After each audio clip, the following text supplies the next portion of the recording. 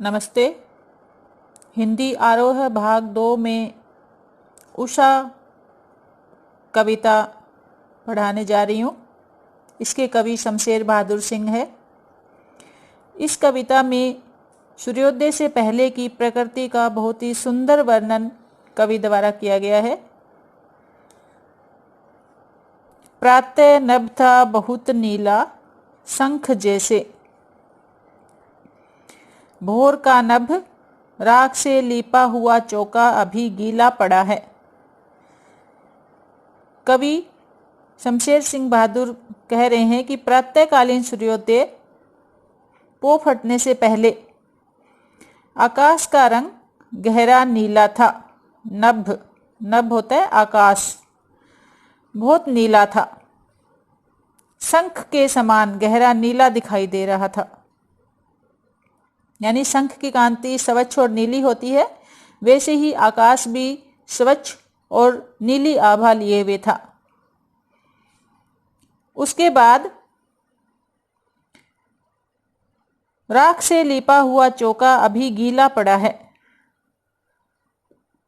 आकाश का गहरा नीला रंग थोड़ा मंद पड़ गया और वातावरण में नमी आ गई। उस समय आकाश ऐसा लग रहा था कि मानो राख से लिपा हुआ कोई गीला चौका हो, अर्थात नमी के कारण उसमें थोड़ा गीलापन आ गया था, लेकिन अभी उसमें थोड़ा नीलापन और थोड़ा मटमैलापन भी था। राख से लिपा हुआ चौका गीला पड़ा, ये इसलिए कहा गया है कि सूखी राख और गीली राख के रंग में फर्क होता है। चौका लगाया हुआ हो और उसमें अभी सूखा नहीं है तो उसका रंग थोड़ा मटमैला सा हो जाता है।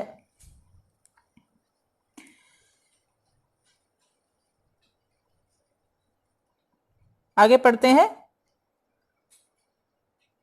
बहुत काली सिल जैसे जरा से लाल केसर से कि जैसे धुल गई हो, स्लेट पर या लाल खड़िया चाक मल दी हो किसी ने। यहां पर भी उषा की लालिमा का वर्णन करते हुए कवि कहता है कि भोर के समय अस्पष्ट अंधेरे में उगते हुए सूर्य की लाली का धीरे धीरे मिश्रण हो रहा था। उस समय आकाश ऐसा लगता है कि मान लो बहुत गहरी कोई काली सिल होता है पत्थर, लाल केसर से धो दी गई हो। यानी संपूर्ण आकाश में सूर्य की लालिमा फैलकर उसको हल्के लाल रंग का बना देती है। उस समय वातावरण ऐसा दिखाई देता है कि स्लेट पर या लाल खड़िया चाक मल दी हो किसी ने, कि मानो स्लेट पर लाल खड़िया चाक या मिट्टी लगा दी गई है। यहां पर कवि ने नीले काले आकाश की तुलना काली स्लेट के साथ की है। सूर्य की जो लालिमा थी उसकी तुलना कवि ने लाल खड़िया चाक के साथ की है। यानी प्रातःकालीन प्रकृति के क्षण क्षण बदलते हुए वातावरण का सुंदर वर्णन कवि ने यहां पर किया है।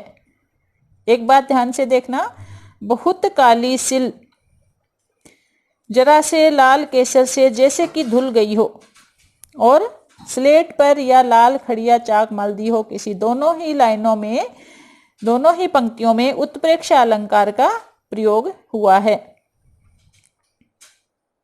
इस कविता में मुक्त छंद का प्रयोग किया है कवि ने। आगे हम पढ़ते हैं।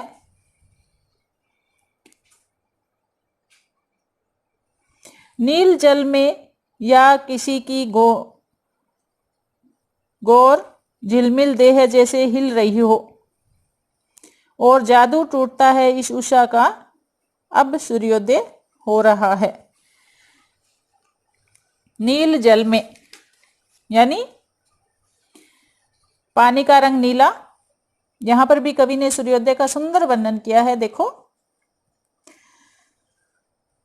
सूर्योदय से पहले प्रकृति कितनी सुंदर लग रही है। कवि कह रहा है कि प्रातःकाल पहले तो आकाश में गहरा नीला रंग होता है, फिर सूर्य की श्वेत आभा दिखाई देने लग जाती है। उस समय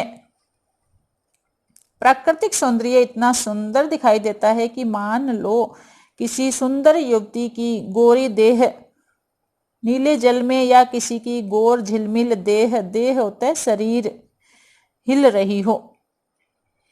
सुंदर सी कोई युवती पानी में नहा रही हो, नीले रंग के पानी में उसका शरीर झिलमिलाता हुआ दिखाई दे रहा हो,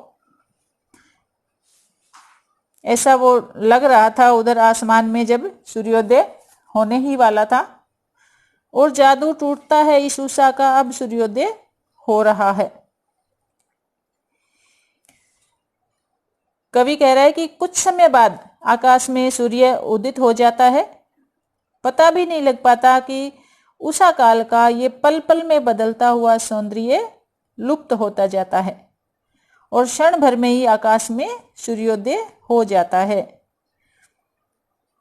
जो ये उषा का जादू चल रहा था क्षण क्षण में रंग बदलने का, वो सूर्योदय होने के बाद नष्ट हो जाता है और आकाश में सूर्य की किरणें बिखर जाती हैं।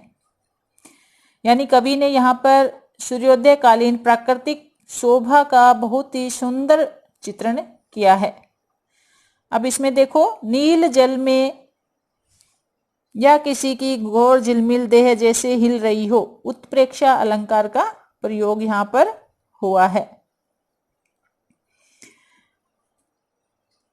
इस कविता में सरल सहज साहित्यिक हिंदी भाषा का प्रयोग किया गया है। कवि ने शब्द स्टिक लिए हैं और वो उसकी भावाभिव्यक्ति में भी सहायक है। इस कविता में चित्रात्मक भाषा का प्रयोग हुआ है और सभी पंक्तियों में मुक्त छंद का प्रयोग हुआ है। समझ आ गई होगी। ये कविता शमशेर बहादुर सिंह जी ने